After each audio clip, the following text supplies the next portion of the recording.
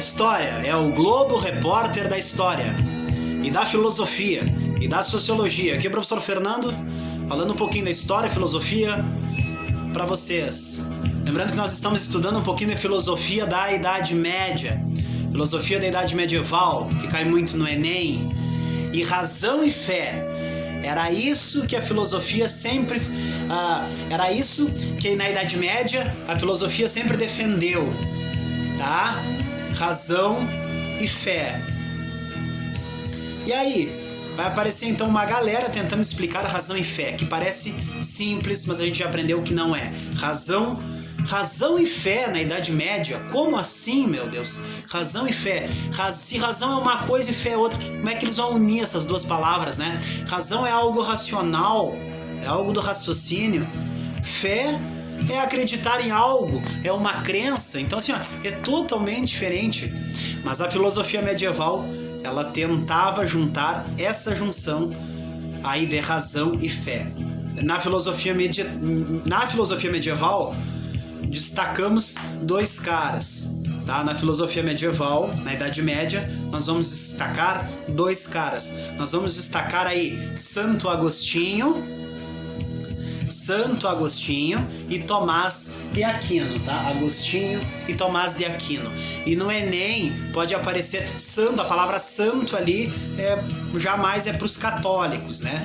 Um pouco ligado mais ao catolicismo. Mas no Enem pode aparecer, por exemplo, Agostinho de Hipona, né? Porque ele era da cidade de Hipona.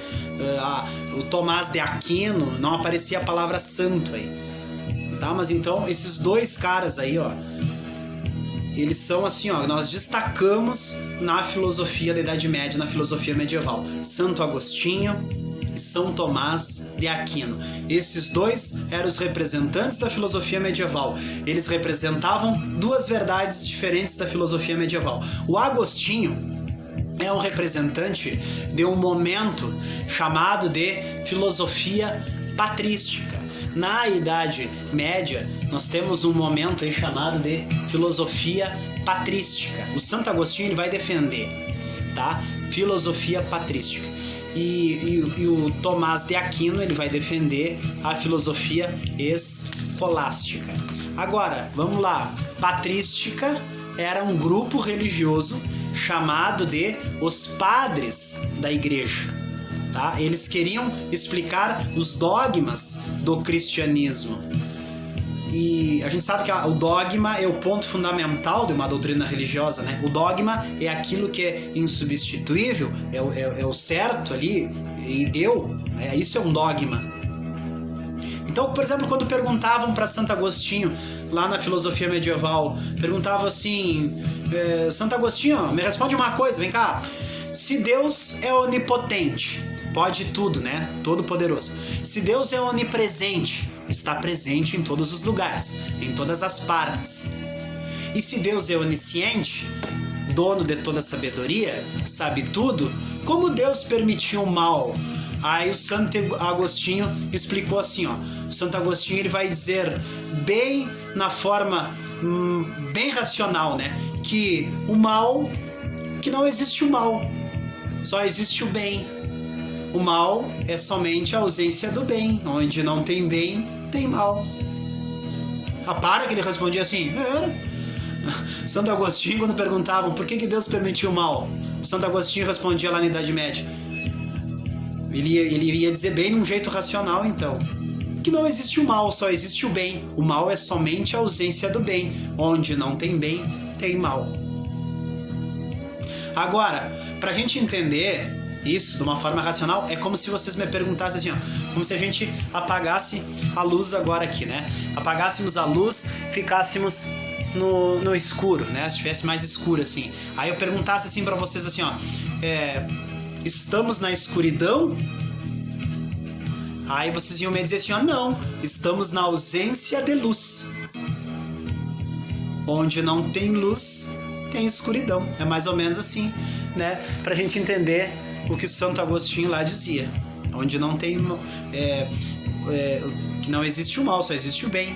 Tá? O mal é somente a ausência de bem. Eu apago a luz, eu estou na escuridão? Não. estamos na ausência de luz. É como se a escuridão fosse algo mais amplo, mais grandioso, tá? É difícil é como se o mal lá também fosse uma coisa mais grandiosa, né? Então, tranquilo, né? Era um jeito bem racional de responder na época da filosofia, tá? Estamos na escuridão? Não, apenas na ausência da luz. Não existe escuridão. Ah, escuridão é como se fosse uma palavra muito forte, né? Era mais ou menos assim.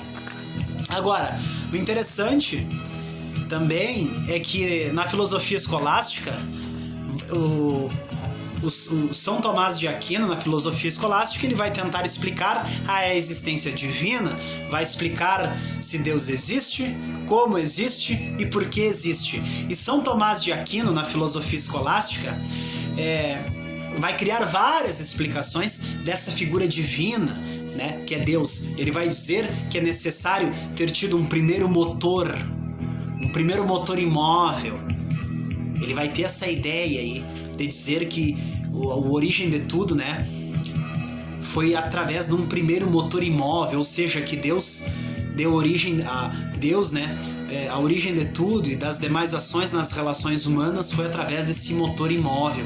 Ele vai dizer que existe sim um governo supremo. Era isso que defendia a filosofia escolástica lá de São Tomás de Aquino e a filosofia patrística de Santo Agostinho.